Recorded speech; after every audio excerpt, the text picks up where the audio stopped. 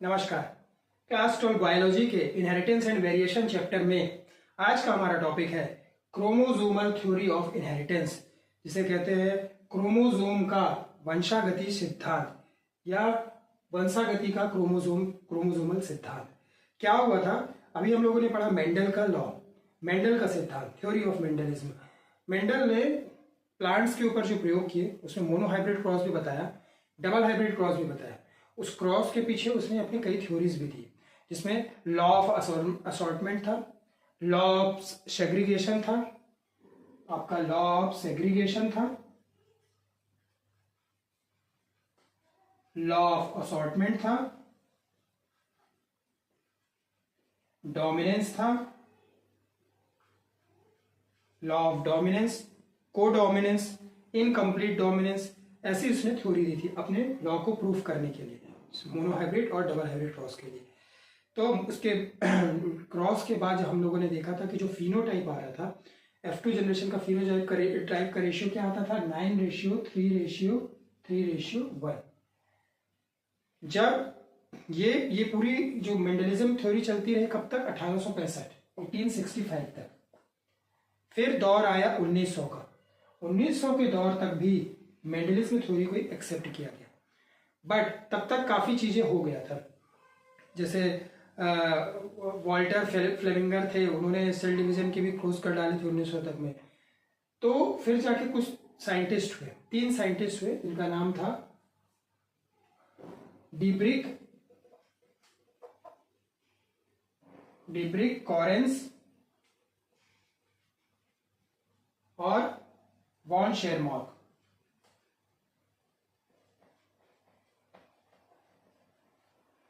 डिब्रिक, Correns और von शेरमॉर्क, ये 3 scientist हुए। ये 3 साइंटिस्ट ने क्या बताया कि अच्छी बात है, मेंडलिज्म हमको पूरी तरह से एक्सेप्टेड है, बट उन्होंने बताया कि सेल डिवीजन होने के पहले ही कुछ तो भी ऐसा होता है कि ये जो आपका मियोसिस की प्रक्रिया है ये स्टार्ट हो जाती है। कैसे होती है, तो उस समय उन्होंने बताया कि सेल डिवीजन के साथ साथ सेल के अंदर में एक और संरचना होती है जिसको कहते हैं न्यूक्लियस। इसके बारे में जानकारी मिल चुकी थी, कब तक, 1902 तक, 1902। तो उन्होंने बताया कि इस न्यूक्लियस के अंदर में जो क्रोमोसोम्स होते हैं, असली में पहले डिवीजन वो होते हैं, यानी सेल डिवीजन के पहले ही क्रोमोसोम में मियोसिस हो जाता है। क्रोमोसोम में भी मियोसिस होता है। क्रोमोसोम में मियोसिस होने के बाद में गेमेट्स बनते हैं, और यही गेमेट्स जो है बाद में जाके आगे की प्रक्रिया को कंप्लीट करते हैं। तो यानी डिप्लॉइड सेल जो होती है वो हैप्लॉइड सेल में कन्वर्ट हो जाती है, ये लोगों ने बताया था। यानी मेंडल के नियम को, अच्छा, इन लोगों ने अपने इस लॉ को या अपनी इस थ्योरी को कैसे प्रमाणित किया, तो अपनी थ्योरी को प्रमाणित करने के लिए इन्होंने मेंडल के ही जितने लॉ थे उसका ही सहारा लिया। बट चूंकि मेंडल ने क्या किया था, एक्सपेरिमेंटल इस चीज को एविडेंस नहीं दे पाए थे, इन लोगों ने उस चीज के पीछे क्या दिया, एविडेंस दिया। तो इन्होंने बताया कि जो क्रोमैटिड्स थे, यानी जो क्रोमोसोम्स है, क्रोमोसोम्स में 2 पेयर रहते हैं, किसके, क्रोमैटिड के भी रहते हैं। तो उन्होंने बताया कि मियोसिस की जो प्रोसेस होती है, पूरी प्रक्रिया उन्होंने बताया कि डिप्लॉइड सेल से हैप्लॉइड सेल में कन्वर्ट होना या क्रॉसिंग ओवर होना, ये पूरी क्रॉसिंग ओवर की प्रक्रिया जो कंप्लीट होगी ये 2 प्रोसेस में होती है। इन्होंने बताया था मियोसिस 1 और मियोसिस 2 में। ये पहले भी हम लोगों ने पढ़ रखा है, ये इसके बारे में हम जानते हैं, मियोसिस 1, मियोसिस 2। तो इन्होंने भी इसका सहारा लिया कि मियोसिस 1 और मियोसिस 2 में ये पूरी प्रक्रिया कंप्लीट होती है। तो उन्होंने बताया कि कोई क्रोमोसोम्स है, तो कोई क्रोमोसोम्स है, जैसे कि मेंडल ने बताया था कि जो एलील होते हैं, मेंडल ने एलील का नाम लिया था कि एलील में क्या मौजूद रहते हैं, जीन रहते हैं। एलील हमेशा किस में रहते हैं, पेयर में रहते हैं। तो यानी 2 पेयर में एक जीन मौजूद रहता है। एलील के पेयर है, जैसे ऐसा पेयर है, ये पेयर बताया था, जैसे लंबेपन के लिए है, तो लंबेपन के लिए 2 एलील हुए, टी और टी। तो इन टी और टी में एक एक जीन। जब आगे जाके गेमेट्स बनना रहता है तो इनमें क्या होता है, सेग्रीगेशन हो जाता है, जिसको मेंडल ने क्या बोला था, लॉ ऑफ सेग्रीगेशन बोला था कि इंडिपेंडेंट ये अपने से अलग हो जाते हैं, है ना। कोई इसमें नहीं होता कि ये भी थोड़ा सा पार्ट आके इसमें आके जुड़ जा रहा है, या इधर का थोड़ा पार्ट इधर आके जुड़ जा रहा है, ऐसा कुछ भी नहीं। इंडिपेंडेंटली ये एक दूसरे से अलग हो जाते हैं और एक गैमेट्स को बना लेते हैं, ठीक है। तो यानी एक गैमेट्स में एक जीन फिर मौजूद रहता है। तो वही ये लॉ ऑफ सेग्रीगेशन का जो था, इसका यूज इन लोगों ने भी किया। किसने किया था, जो हमने आपको बताया कि वॉन शेरमॉक कॉरेंस, इन लोगों ने इसके बारे में बताया था कि जो भी मियोसिस की प्रक्रिया कंप्लीट होती है, मियोसिस की प्रक्रिया कंप्लीट होने में मेंडलिज्म के लॉ ऑफ सेग्रीगेशन का फॉर्मूला या उसकी थ्योरी का जरूर हेल्प होता है। कैसे होता है? तो उन्होंने बताया कि जो होमोलोगस क्रोमोसोम्स है, अब इन लोगों ने एलील की जगह क्या नाम दे दिया? क्रोमोसोम है। उन्होंने बताया कि वो चीज जिसमें जीन मौजूद था उसको इन लोगों ने एलील ना बोल के उसको क्या बोल दिया? उन लोगों ने उसको क्रोमोसोम बोला। कि जो यानी ऐसी कि क्रोमोसोम क्या हो गया? कैरियर हो गया। यहाँ पे एलील क्या था? जीन का कैरियर था, तभी तो ये गेमेट्स में बन रहा था ना। एक एलील जो है वही गेमेट्स बनाता था और गेमेट्स में जीन को ट्रांसफर कर देता था। तो वही सेम चीज इन लोगों ने बताया कि ये क्रोमोसोम होते हैं, क्रोमोसोम कैरियर के रूप में होते हैं, उसमें जीन प्रेजेंट रहते हैं और यही जीन जो है बाद में गेमेट्स के अंदर में चले जाते हैं। तो इन्होंने बताया कि मियोसिस की जो प्रक्रिया होती है, जैसा है प्रोफेज फर्स्ट में क्या होता है? होमोलोगस क्रोमोसोम जो है एक दूसरे के नजदीक आते हैं। होमोलोगस क्रोमोसोम जैसे कि आप मान लीजिए टी हो गया, ठीक है, टी हो गया, टी हो गया, टी हो गया, ये सब किसके लिए? टी मतलब टॉलनेस के लिए जिम्मेदार जो है, ये इसका फिनोटाइप टॉलनेस हो गया। तो टॉलनेस के लिए जिम्मेदार जो भी क्रोमोसोम्स है, कैपिटल टी जो है ये भी टॉलनेस के लिए है, स्मॉल टी है ये भी टॉलनेस के लिए। फिर वो बात अलग है कि लंबा है कि डॉफ है कि क्या है, पर है तो लंबाई के लिए जीन। तो ये दोनों टॉलनेस की जीन है। तो टॉलनेस के लिए जो भी क्रोमोसोम्स है ये आपस में मिलकर क्या बनाएंगे? पेयर बनाएंगे। तो ऐसा करके अब इसे हम देखते हैं कि इन्होंने लिया आर, सपोज एग्जांपल के लिए आर हो गया और आर हो गया, ठीक है। यानी उन्होंने कोई ऐसा कीट पतंगा लिया जिसकी आईज जो थी वो रेड कलर की थी और उसकी एक आई जो थी ब्लैक कलर की थी। तो हम एक ही से शो करते हैं, जैसा कि मेंडलिज्म में हम लोगों ने पढ़ा है, सिंपल वे में रहे ताकि। तो आर और आर, ठीक है। इसके अलावा उसकी बॉडी कैसी थी? बॉडी थी येलो, ठीक है, और व्हाइट, स्मॉल वाई, ठीक है। तो अब होमोलोगस क्रोमोसोम्स में ये होमोलोगस, ये दोनों ही क्या है? रेडनेस के लिए। अच्छा, इसके पहले मेंडलिज्म ने जो आपको बताया था freedom of law of assortment, यानी जो भी क्रोमोसोम्स के पेयर होते हैं वो फ्रीडम होता है, उनको एकदम फ्रीडम होता है एक दूसरे से अलग होने के लिए। वो कौन कहाँ पे जाएगा, उसे उनका डिस्ट्रीब्यूशन कैसा होगा, इसमें किसी का भी कोई इंटरफेयर नहीं होता। इसे लॉ ऑफ असॉर्टमेंट कहते हैं। यानी जैसे ऐसा समझ लीजिए कि जो सिक्के होते हैं, दो सिक्के हैं, दो सिक्के को हमने ऊपर में उछाला, दोनों में हेड और टेल मौजूद है। अब किसका हेड आएगा किसका टेल आएगा उसमें किसी का कोई रोक टोक नहीं। दोनों सिक्के एक दूसरे से फ्री है बिल्कुल। एक सिक्का चाहे तो अपना हेड ले आए, दूसरा चाहे तो अपना टेल ले आए। यानी दोनों ही जो है वो एक दूसरे से स्वतंत्र है अपना अपना कैरेक्टर को शो करने के लिए, नेक्स्ट जनरेशन में अपने कैरेक्टर को भेजने के लिए, इनहेरिट करने के लिए दोनों ही क्या क्रोमोसोम क्या होते हैं? बिल्कुल स्वतंत्र होते हैं। तो जैसा कि मेंडल ने बाद में बताया था, जो उन्होंने बताया था ना, दो कैरेक्टर वाले, शुरू में उन्होंने मटर के केवल एक कैरेक्टर को ही लिया था, बाद में दो कैरेक्टर वाले लिया। तो दो कैरेक्टर को बारे में उन्होंने ये लॉ दिया था, लॉ ऑफ असॉर्टमेंट का, कि दोनों ही कैरेक्टर अपने आप में स्वतंत्र होते हैं अपनी वंशानुगति, यानी अपने नेक्स्ट जनरेशन में अपने कैरेक्टर को शो करने के लिए। यानी जैसे अगर दो कैरेक्टर है, एक रेड आई का है और एक के बॉडी के कलर का है, तो रेड आई वाले जो है वो फ्री है अपने कैरेक्टर को शो करने के लिए, नेक्स्ट जनरेशन वो फ्री होकर अपने जाएंगे। अगले क्रोमोसोम जो है वो बॉडी के कलर के, वो भी फ्री है, कोई एक दूसरे से कोई कनेक्शन नहीं, वो भी अपने हिसाब से अपने नेक्स्ट जनरेशन में जाके क्रॉस ओवर करेंगे। तो प्रोफेज फल में क्या होता है? होमोलोगस क्रोमोसोम जो होते हैं ये क्या बनाते हैं? पेयर बनाते हैं। जैसे एक आर आर वाई और स्मॉल वाई, ये इनका पेयर बन गया प्रोफेज फर्स्ट में। होमोलोगस का मतलब क्या होता है? ऐसे क्रोमोसोम जो साइज में, शेप में बिल्कुल सिमिलर होते हैं, ठीक है, उनकी संरचना बिल्कुल एक जैसे होती है, होमोलोगस क्रोमोसोम्स कहलाते हैं। फिर होता है क्या आता है? Metaphase one. ये सब आप लोगों को पढ़ा है, आप लोगों ने पढ़ रखा है। मेटाफेज वन में क्या होगा? इन होमोलोगस क्रोमोसोम के किसमें आ जाते हैं? इक्वेटर लाइन में आ जाते हैं, बीच। यानी अब इनका क्या होगा? ओरिएंटेशन होगा। ये अपने इनको कैसे अलग होना है ये उस हिसाब से अपने आप को एडजस्ट कर लेते हैं, एकदम व्यवस्थित कर लेते हैं, इसमें बीच लाइन में आ जाते हैं। फिर आता है एनाफेज वन। एनाफेज वन में क्या होता है? ये दोनों होमोलोगस जो है पेयर है, ये बिल्कुल अलग हो जाते हैं, R R Y Y. Law of independent assortment के जो मेंडल का है उसी के अकॉर्डिंग, ये बिल्कुल उसी के ही जो थ्योरी दिया हुआ था उसी के अकॉर्डिंग इन लोग भी उसी अपने जो एक्सपेरिमेंट है उसको प्रूव कर रहे हैं। कि जैसे उसने बताया था कि बिल्कुल फ्री हो गए, अब ये निष्क्रिय है, कोई इधर का इधर जा सकता है, इधर का इधर जा सकता है। फिर आ जाता है टीलोफेज। टीलोफेज वन में क्या होगा, डिप्लॉइड सेल जो होती है वो किस में बदल गई, हैप्लॉइड सेल में। ठीक है, द्विगुणित जो था वो किस में बदल गया, अगुणित में हो गया। अब चाहे आर कैपिटल आर और कैपिटल वाई ये आपस में क्रॉस करें, ठीक है, स्मॉल और स्मॉल वाई ये आपस में क्रॉस करें, तो इसमें इस कंडीशन में कितने सेल मिल गए, 2 सेल मिल गए। या फिर और क्या संभावना हो सकती है कि कैपिटल आर स्मॉल वाई के साथ क्रॉस करे या स्मॉल आर कैपिटल वाई के साथ क्रॉस करे। फ्री है, कोई रोक टोक नहीं। जैसे मैंने आपको बताया सिक्के उछाले, कौन टेल आएगा, कौन अपना टेल लाएगा, कौन अपना हेड लाएगा, कौन सिक्का, कोई किसी से मतलब नहीं। तो वैसे ही है, कैपिटल आर स्मॉल वाई के साथ कॉम्बिनेशन में डाले क्रॉस कर ले, या स्मॉल आर कैपिटल वाई के साथ कर ले, या कैपिटल आर कैपिटल वाई से स्मॉल आर स्मॉल वाई के साथ अपना क्रॉस कर ले, तो ये हो जाता है। ये पूरी प्रक्रिया कंप्लीट हो जाती है किसमें, मियोसिस 1 में। फिर मियोसिस 2 आता है। मियोसिस 2 जो होता है ये माइटोसिस के समान ही होता है। सेल डिवीजन जनरली जो होता है 2 प्रोसेस में कंप्लीट होता है, आप लोगों ने पढ़ रखा है, माइटोसिस और मियोसिस। तो मियोसिस 1 ये हुआ। मियोसिस सेकेंड की जो प्रक्रिया होती है ये माइटोसिस के जैसे ही होती है। ये एग्जाम में, नीट के एग्जाम में जनरली क्वेश्चन पूछ देता है। अच्छा, यहाँ पे नीट के एग्जाम में जनरली जो इंपॉर्टेंट क्वेश्चन बनता है वो क्या क्या बनता है कि मियोसिस 1 में क्या होता है। तो मियोसिस 1 में डिप्लॉइड सेल जो होती है वो हैप्लॉइड सेल में कन्वर्ट होती है।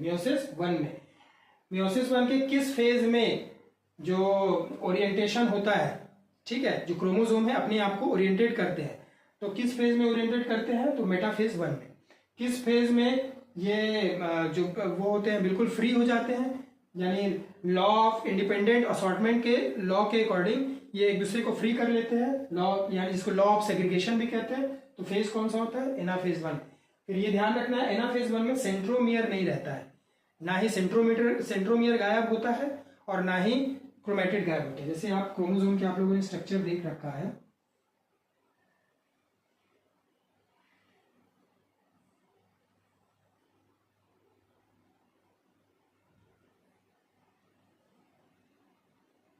ये बीच में क्या रहता है, सेंट्रोमियर रहता है, और यहाँ पे क्या रहते हैं, क्रोमेटिड्स रहते हैं।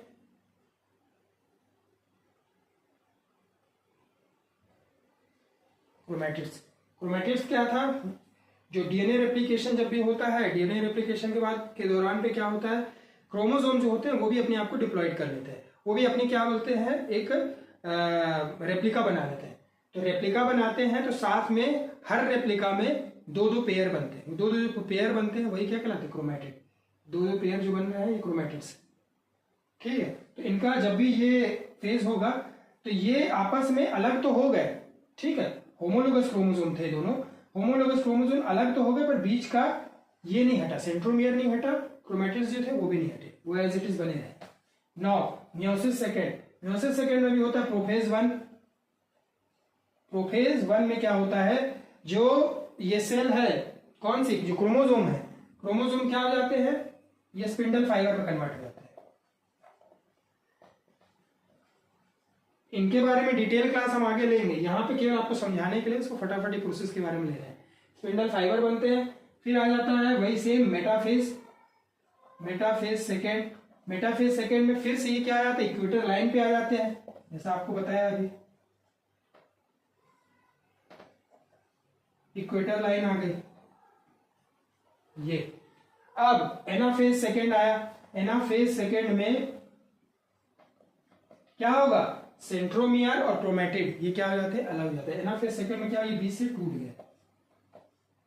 जैसा मैंने आपको बताया कि मेटाफेज में ये अपने आप को ओरिएंटेड करते हैं, किस दिशा में उनको जाना है उसके अकॉर्डिंग अपने आप को व्यवस्थित कर लेते हैं।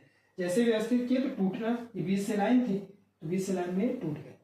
अब यहाँ पे ना सेंट्रोमियर है ना ही क्रोमेटिड्स, ये दोनों अलग हो जाते हैं। तो ये भी एग्जाम में क्वेश्चन पूछता है कि किस फेज में, मियोसिस के किस फेज में सेंट्रोमियर गायब हो जाता है या क्रोमेटिड्स अलग होते हैं। तो एनाफेज 2 में, एनाफेज 1 में क्या हुआ था, होमोलोगस क्रोमोसोम अलग हो जाते हैं। फिर आ जाता है टीलोफेज। तो टीलोफेज में क्या हो जाता है, टीलोफेज सेकेंड, इसमें जो 4 हैप्लॉइड सेल्स बन जाते हैं। देखिए ये यहां से अलग हो गया, ये ऐसा बना पेयर, फिर ये भी अलग अलग हो गया ये। तो 1 2 3 4 क्रोमोसोम के 4 टुकड़े हो जाते हैं और हर टुकड़े पे एक एक जीन मौजूद रहता है। हर टुकड़े में क्या है, एक एक जीन मौजूद है। यानी एक क्रोमोसोम के अंदर में कितना था, 2 जीन मौजूद रहता है। जब आपस में पेयर, अब ये स्वतंत्र हो गए, ठीक है, इनका जो शुरू में इन लोगों ने अपना पेयरिंग किया था, पेयरिंग से स्वतंत्र हुए, इनका क्रोमेटिड भी अलग हो गया, सेंट्रोमियर बीच से गायब हो गया। अब ये 4 हमारे क्या बन गए, हैप्लॉइड सेल्स बन गए। अब ये फ्री है, ये आपस में क्रॉस करने के लिए फ्री है कि कोई भी किसी के साथ भी फ्री क्या कर सकता है, क्रॉस कर सकता है, ठीक है। तो ये 4 हैप्लॉइड सेल्स बनते हैं। इसके बाद ही ये हैप्लॉइड सेल्स क्या बनाते हैं, गैमेट्स बनाते हैं और गैमेट्स में जीन को ट्रांसफर कर देते हैं। इनके पास, सभी के पास जो जीन है, ये हैप्लॉइड सेल्स अपने अपने जीन्स को फिर गैमेट्स में ट्रांसफर करते हैं और वो गैमेट्स फिर जो है, जैसे स्पर्मेटोजेनेसिस की प्रक्रिया है, oogenesis की प्रक्रिया है, ठीक है। तो ये सब क्या है, ये गैमेट्स है। गैमेट्स के अंदर में जीन आए, तो जीन आने के बाद स्पर्मेटोजेनेसिस की प्रक्रिया होगी तो स्पर्म बन जाते हैं। oogenesis की प्रक्रिया कंप्लीट होती है तो ओवम बन जाते हैं, जिसे क्या कहते हैं, गैमेटोजेनेसिस कहते हैं। यानी गैमेट्स के अंदर में पूरी पूरी प्रक्रिया चलती है। तो इस प्रकार से, तो असली जो मियोसिस किस लिए होता है, मियोसिस का मेन रीजन है जीन का वेरिएशन पैदा करना।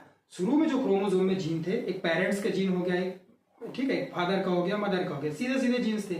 पर जो बच्चे के अंदर जाएगा तो बच्चे के अंदर तो क्रॉस जाएगा ना, दोनों को मिला के रहेगा। तो मिलाने के लिए ही, क्रॉस कराने के लिए ही असली में ये मियोसिस की प्रक्रिया होती है, ठीक है। ये ध्यान रखना है कि मियोसिस की प्रक्रिया असली में जो मेन उद्देश्य है गैमेट्स बनाना है। मियोसिस का मेन उद्देश्य जो होता है, मियोसिस का मेन उद्देश्य जो है गैमेट्स को बनाना होता है और क्रॉसओवर कराना होता है। गैमेट्स और क्रॉसओवर कि नया जनरेशन जो जाए तो उसमें नई प्रकार की कैरेक्टर्स आए या दोनों का मिला जुला कैरेक्टर है, ठीक है। जैसा कि मेंडल ने बताया था, मेंडल ने बताया था ना कि टी और टी F1 में आया है, टी, फिर F2 में क्या आया, इसी का क्या करा, सेल्फिंग करा दिया टी और टी का, ठीक है। तो F2 में क्या आ गया था, टी भी आया, टी भी आया, टी और टी, ऐसा करके आया था 9:3:3:1।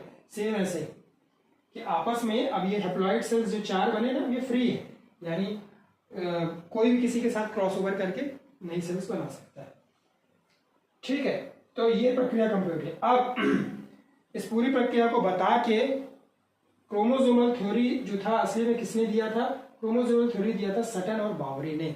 सटन और बावरी ने इस पूरी प्रक्रिया को समझाया था। जो मेंडलिज्म था, मेंडलिज्म को एक्सपेरिमेंट करने के लिए, मेंडलिज्म को प्रूफ करने के लिए ये क्रोमोसोमल थ्योरी किसने दिया था, सटन एंड बावरी। सटन और बावरी ने इस थ्योरी को समझाया था।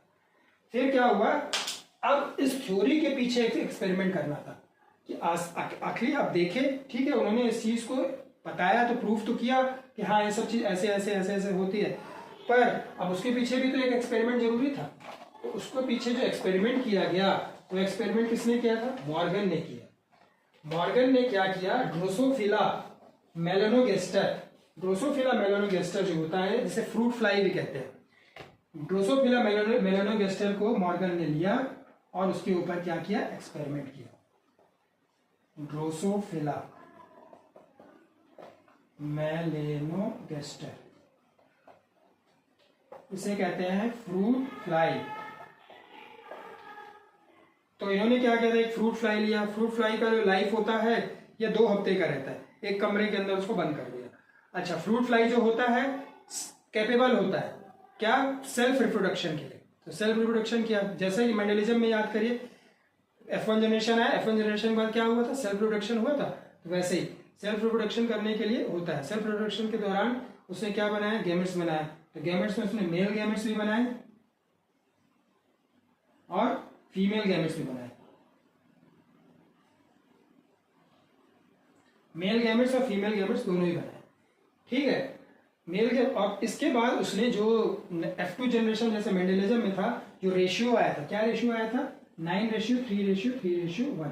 तो इसने भी एक्सपेक्ट किया था कि जो फाइनल उसको रेशियो मिलेगा, क्या बोलते हैं, वो ऐसे ही रहेगा 9:3:3:1 का। लेकिन कुछ तो ऐसा मिला, लेकिन कई में ऐसा वेरिएशन भी था। वो वेरिएशन क्या था, तो वेरिएशन को समझाने के लिए उसने बताया लिंकेज और रिकॉम्बिनेंट, लिंकेज और रिकॉम्बिनेंट उसने थ्योरी दिया कि जो पेरेंटल जीन होते हैं, एक क्रोमोसोम में जो मौजूद जीन होते हैं, जब वो आपस में नेक्स्ट जनरेशन में जाते हैं, नेक्स्ट जनरेशन में अपने यानी क्रॉस हुआ, पेरेंटल के जो जीन है आपस में क्या किए, क्रॉस किए, जैसा कि अभी आपको बताया था क्रोमोसोम में मौजूद जीन जो है वापस में फिर क्रॉस कर लेते हैं। तो पेरेंटल के जो जीन थे वापस में क्रॉस किए नेक्स्ट जनरेशन में जाने के लिए, तो दोनों को कॉम्बिनेशन होके आना चाहिए, यानी इस प्रकार से रेशियो में आना चाहिए। ठीक है, 3:1, 3:1 में अगर कैरेक्टर थे, 2 कैरेक्टर थे तो एक कैरेक्टर 3:1 में आना चाहिए था, एक कैरेक्टर 3:1 में आना था, बट ऐसा नहीं हुआ। कई ऐसे जीन थे जो एक साथ मौजूद थे, वो एज इट इज दूसरे क्या बोलते हैं जनरेशन में एज इट इज अपने कैरेक्टर को जाके शो किए, तो उसको उसने कहा था लिंकेज। उन्होंने बताया कि एक क्रोमोसोम में नजदीक में जो भी जीन मौजूद रहते हैं वो लिंकिंग शो करते हैं।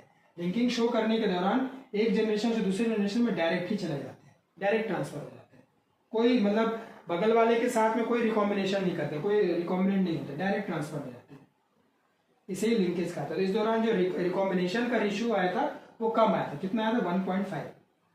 ठीक है, ये नहीं पूछता थ्योरी बताने के लिए, क्यों, क्योंकि लिंकेज का रेशियो ज्यादा था।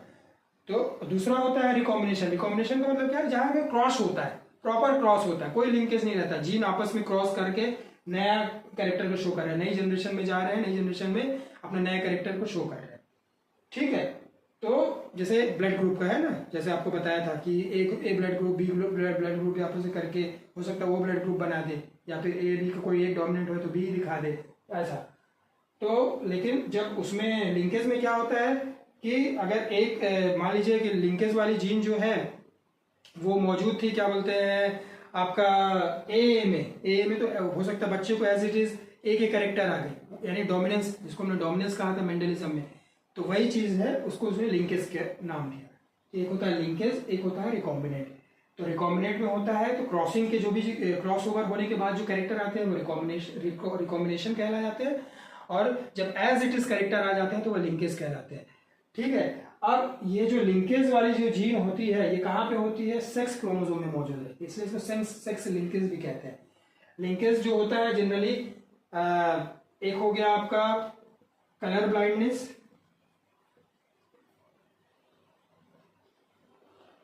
और एक हो गया हीमोफीलिया। ये भी नीट में पूछ देता अक्सर क्वेश्चन कि कलर ब्लाइंडनेस और हीमोफीलिया ये दोनों किसके एग्जांपल है, ये दोनों एग्जांपल है सेक्स लिंकेज के, एक जनरेशन से दूसरे जनरेशन में ही ट्रांसफर होते हैं। इनके क्रोमोसोम सेक्स लिंकेज क्यों कहते हैं, इनके क्रोमोसोम जो रहते हैं सेक्स क्रोमोसोम में मौजूद रहते हैं। सेक्स क्रोमोसोम क्या क्या है, एक्स और वाई। मेल के लिए जिम्मेदार जो क्रोमोसोम है वो वाई, और फीमेल के लिए जो जिम्मेदार क्रोमोसोम है वो क्या है, एक्स। तो इन सेक्स क्रोमोसोम में मौजूद रहते हैं, एज इट इज पेरेंट से बच्चों को ट्रांसफर हो जाते हैं। कलर ब्लाइंडनेस और हीमोफीलिया। कलर ब्लाइंडनेस तो आपको पता है, कलर का पहचान नहीं हो पाता, हर चीज सफेद दिखती है। हीमोफीलिया में क्या होता है कि हीमोफीलिया में जो आपके ब्लड के क्लॉटिंग फैक्टर होते हैं 11 और 12, ये फैक्टर क्या रहते हैं, एब्सेंट रहते हैं। तो एज इट इज एक जनरेशन से दूसरे जनरेशन यानी पेरेंट से वो किस में ट्रांसफर हो जाते हैं, फीटस में या बच्चे में ट्रांसफर हो जाते हैं। क्यों, क्योंकि ये सेक्स क्रोमोसोम से मौजूद रहते हैं जीन, सेक्स क्रोमोसोम एक्स और वाई, तो वो डायरेक्ट जो है इसमें ट्रांसफर हो जाते हैं। एक अगला कंसेप्ट आता है बहुजीनी वंशागति, जिसे पॉलीजेनिक इनहेरिटेंस कहते हैं। पॉलीजेनिक इनहेरिटेंस में क्या होता है, जब एक जीन बहुत सारे जीन किसी एक ट्रेट को कंट्रोल कर रहे हैं, उसे क्या कहते हैं, पॉलीजेनिक इनहेरिटेंस। यानी कई सारे जीन मिलकर जब एक फिनोटाइप को कंट्रोल कर रहे हैं। सपोज एग्जांपल के लिए करिए, एक जीन है ए, बी और सी, मान लीजिए फादर का ए है, मदर का बी है, और एक जीन है सी।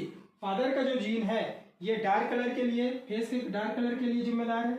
मदर का जो है वो बी, वो फेस के हल्के कलर के लिए जिम्मेदार है। बच्चे का कलर आया क्या, ब्राउन। ब्राउन कैसे आया, वही मियोसिस 2 में क्या होता है, क्रॉसिंग ओवर होता है। क्रॉसिंग ओवर होने के बाद जो नया क्या बनता है, सेल्स बनते हैं। वो सेल्स ही क्या करते हैं, गेमेट्स को बनाते हैं, और गेमेट आपस में फिर क्रॉस करते हैं। तो अब और हर गेमेट्स में क्या मौजूद रहता है, जीन मौजूद रहता है। ठीक है, प्लियोट्रॉपिज्म में क्या होता है, जैसा कि हमने आपको बताया कि क्या पॉलीजीनिक इनहेरिटेंस, इसमें कई सारे जीन जो थे एक ट्रेट को या एक फिनोटाइप को कंट्रोल कर रहे थे। प्लियोट्रॉपिज्म में क्या होता है, जब बहुत सारे कैरेक्टर जो है यानी मैनी ट्रेट्स जो है वो केवल एक जीन के द्वारा कंट्रोल किया जाता है, तो उसको क्या कहते हैं, pleiotropism. One gene control many traits, many traits में क्या आ जाता है, जैसे कि एक फेमस इसका एग्जांपल एक डिजीज है, इसको कहते हैं फिनाइल कीटोमेक। फिनाइल कीटोमेक बीमारी में जो एक एंजाइम होता है phenyl aniline hydroxylase, phenyl aniline hydroxylase जो एंजाइम है इसमें क्या हो जाता है, म्यूटेशन हो जाता है। तो ये जीन में जैसे ही म्यूटेशन होता है तो इसके कई सारे कैरेक्टरों को प्रभावित करना शुरू कर देता है। जैसे कि आपका मेंटल से रिलेटेड जो कैरेक्टर है, मेंटल पे भी प्रभाव दिखाता है, हेयर पे भी प्रभाव दिखाता है, आपका फेस का कलर है, फेस के कलर पे भी प्रभाव दिखाना शुरू कर देता है। तो ये सब क्या है, ट्रेट्स है, ये तीनों ट्रेट्स है, इसको फिनोटाइप भी कहते हैं। तो जब एक जीन कई ट्रेट्स पे कंट्रोल करना शुरू करता है उसे क्या कहते हैं, प्लियोट्रोपिज्म। आप ऐसा याद रखिए कि इस प्लियोट्रोपिज्म की वजह से ही जो आपका जो सिकल सेल एनीमिया है जिसमें आरबीसी का शेप चेंज हो जाता है, तो वो भी ये प्लियोट्रोपिज्म का ही एग्जांपल होता है। नाउ ये ध्यान रखिएगा, नीट में यहाँ से इस पूरे जितना अभी हमने डिस्कस किया इससे कई सारे क्वेश्चन बनते हैं। बेसिक क्वेश्चन बनता है जो हम लोगों ने अभी डिस्कस कर लिया, होमोलोगस क्रोमोसोम जो है किस फेज में अलग होते हैं, एनाफेज 1, एनाफेज 2 में क्या अलग होता है, तो सेंट्रोमियर क्रोमेटिड्स अलग हो जाते हैं। मियोसिस की जो प्रक्रिया होती है किस लिए होती है, गैमेट्स बनाने के लिए होती है। गैमेट्स में मियोसिस की प्रक्रिया के दौरान क्या होता है, अर्धसूत्रण होता है, यानी क्रोमोसोम्स का नंबर जो होता है वो क्या हो जाता है, आधा रह जाता है, आधा नंबर होता है, आधा मेल का क्रोमोसोम आधा फीमेल का क्रोमोसोम, ये दोनों मिल के आपस में कैसे चले जाते हैं, बच्चे में चले जाते हैं। इसलिए ये मियोसिस की प्रक्रिया होती है। मियोसिस की जो ये क्रोमोसोमल थ्योरी है ये किसने दिया था, सटन और बाबरी ने दिया था। इस क्रोमोसोमल थ्योरी का एक्सपेरिमेंटल प्रूफ किसने किया था, तो क्रोमोसोमल थ्योरी का एक्सपेरिमेंटल प्रूफ जो किया था वो मॉर्गन ने किया था। याद रखिएगा, क्रोमोसोमल थ्योरी दिया था सटन बावरी ने, लेकिन उसको एक्सपेरिमेंटल प्रूफ किया था मॉर्गन ने। इसको एक्सपेरिमेंटल प्रूफ करने के लिए मॉर्गन ने कौन सी थ्योरी दी थी, लिंकेज और रिकॉम्बिनेशन की। जीन मैपिंग जो होता है ये किस थ्योरी से रिलेटेड है, तो जीन मैपिंग है लिंकेज से रिलेटेड है। कैसे रिलेटेड है, जैसे हमने आपको बताया कि लिंकेज में क्या होता है, रिकॉम्बिनेशन में जो जीन रहती है ये किसमें रहती है, सेक्स क्रोमोसोम में मौजूद रहती है। तो सेक्स जब ये जीन्स जो है जीन मैपिंग किया जाता है तो देखा जाता है रेशियो बिल्कुल अलग रहता है, 9:3:3:1 मेंडल का रेशियो था उससे फिनोटाइप का, उससे बिल्कुल अलग रेशियो रहता है। तो जब देखा जाता है कि कई सारे जो रेशियो चेंज आया तो पेरेंट्स के ओरिजिनल जो कैरेक्टर है वो सीधे आ रहे हैं, पेरेंट्स का रेशियो ज्यादा आ रहा है, रिकॉम्बिनेशन का रेशियो कम है। तो उससे पता चल जाता है कि इसके अंदर में कितने पेरेंटल कैरेक्टर है, कितने रिकॉम्बिनेशन के कैरेक्टर, तो इसको कहते हैं जीन मैपिंग। जीन मैपिंग में भी इसका यूज किया जाता है। इसके अलावा क्वेश्चन आ जाता है कि आपका मेंडल के जो लॉ है, लॉ ऑफ सेग्रीगेशन, किस फेज में, मियोसिस के किस फेज में ये अपने आप को ये प्रभावित कर, मतलब अपने आप को प्रूफ करता है, तो आपका हो जाता है मेटाफेज 1 में। मेटाफेज 1 में जहाँ पे क्रोमोसोम अपने आप में ओरिएंटेशन करते हैं। फिर मेंडल का law of assortment, law of assortment जो है ये अपने आप को किस फेज में एविडेंस करता है, प्रूफ देता है, तो लॉ ऑफ असॉर्टमेंट जो है जिसको इंडिपेंडेंट असॉर्टमेंट कहते हैं, तो इंडिपेंडेंट असॉर्टमेंट जो है एनाफेज 1 में, जहाँ होमोलोगस जो है पेयर अलग हो जाते हैं। तो ये कुछ एग्जाम्पल है। इसके अलावा मियोसिस 2 जो होता है ये माइटोसिस की तरह ही होता है। ये कुछ फेमस क्वेश्चन है जो अक्सर एग्जाम में आ जाते हैं। डोसो किस जीव का, किस मक्खी का, किस फ्रूट फ्लाई का यूज किया गया था क्रोमोसोम के सिद्धांत को प्रूफ करने के लिए, तो ड्रोसोफिला मेलानोगास्टर का मॉर्गन ने किया था। इसके अलावा आता है कि जो कलर ब्लाइंडनेस हो गया और हीमोफीलिया हो गया, ये किसका एग्जाम्पल है, तो ये एग्जाम्पल है लिंकेज का, ये ध्यान रखना है। इसके जीन किसमें पाए जाते हैं, सेक्स क्रोमोसोम पाए जाते हैं, सेक्स क्रोमोसोम एक्स और वाई। तो इस तरह से जितने क्वेश्चन आते हैं लगभग नीट में यहाँ पे पूरे हमारे कवर हो गया। अब हम नेक्स्ट देखेंगे सेक्स डिटर्मिनेशन।